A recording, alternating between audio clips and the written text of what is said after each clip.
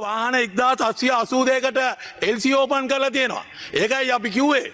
ඒ එක දවසකට 1782ක් කොහොමද ජනාධිපතිතුමා මේ 16 වෙනිදා මේ සෙනසුරාදාට මේ ගැසට් එක ගහනකොට සිකුරාදාට කොහොමද 1782ක් ඕපන් වෙන්නේ? කාගේද ඒ බල්ක් වාහන? ඒවා අලුත් බ්‍රෑන්ඩ් නිව් වාහන. කාගේවද? ජනාධිපතිතුමාගේ රීබිල්ඩින් ශ්‍රී ලංකාවේ ඉන්න කවුද? ක්‍රිෂාන් බාලේන්ද්‍රණගයි ජනාධිපතිතුමාගේ දකුණු අත ධම්මික පෙරේරාගේ ඉෂාර නානායක්කාරගේ වාහන. කොහොමද මේ නිවුස් එක ගියේ? ඒක වංචාවක් නෙමෙයිද? ඒක ප්‍රෝඩාවක් නෙමෙයිද?